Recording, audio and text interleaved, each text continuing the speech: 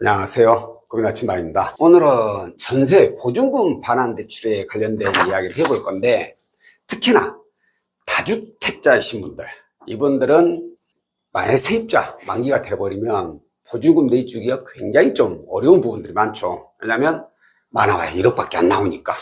그러다 보니까 이분들이 이 보증금 반환 대출에 대해서 문의를 많이 주시는데, 오늘은 다른 분들에 비해서 좀 더 틀린 내용이 있어가지고 이 부분에 대해서 안내를 해드릴까 합니다. 현재 직장 다니시고 연봉 9,200만 원 정도 되시는 분이에요. 아파트 담보대출로 은행에 8,700만 원이 있습니다. 그리고 또 다른 아파트에 전세입자가 있고 이 보증금이 2억 7천만 원, 그리고 이외에 일반 신용대출은 은행에 7천만 원이 있어요. 어찌 보면 대출은 은행의 아파트 담보대출하고 또 은행의 신용대출하고 이 두 건밖에 없죠. 그러니까 신용대출은 좋을 수밖에 없겠죠. 나이스가 902점, KCB가 938점.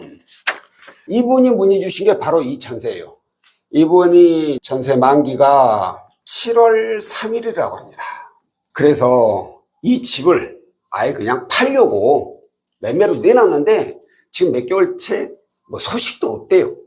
그래가지고 혹시라도 이전에 7월 3일 이전에 이 집이 팔리지 않게 된다면 이 세입자 보증금을 내줘야 돼서 미리 좀 확인을 해보고 싶어서 연락을 드렸습니다 라고 문의를 주신 거예요.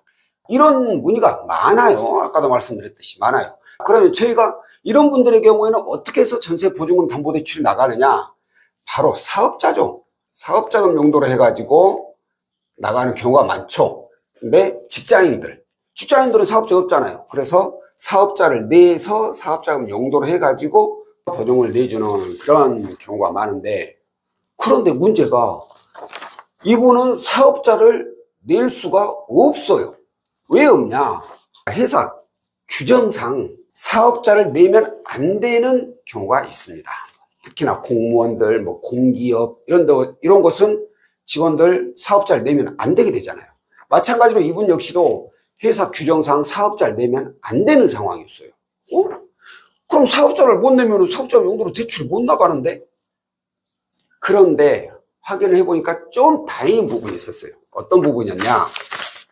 일단 이 아파트 KB 시세를 보니까 4억 2천만 원이었습니다. 사업자가 안 되니까, 안 되면 가계자금으로 봐야 될 거 아니에요.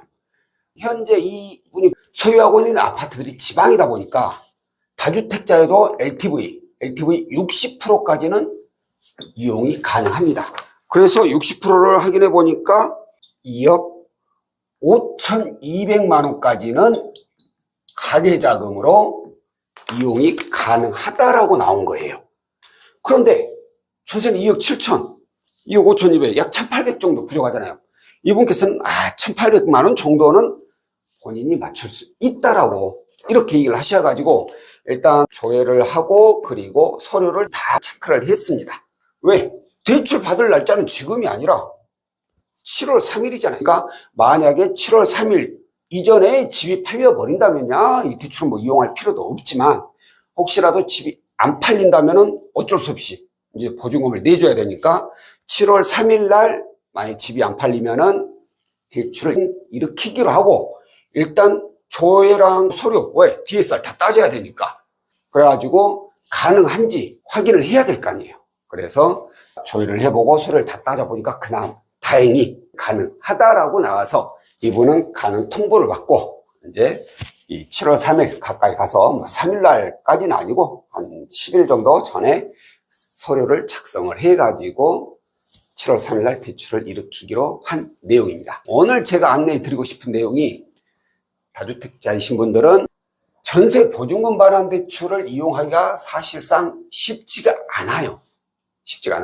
특히나 사업자를 그나마 내서 사업자금 용도로 해가지고 진행하는 경우가 대부분인데, 이 사업자조차도 낼 수 없는 분들의 경우에는 어쩔 수 없이 이제 가계자금 용도로 해가지고 이용을 해야 되는데, 가계자금 용도는 어떠한 방식으로 얼마까지 이용할 수 있는지 이 부분에 대해서 안내를 해드렸고요. 다음번에 또 다른 내용으로 찾아뵙도록 하겠습니다. 고맙습니다.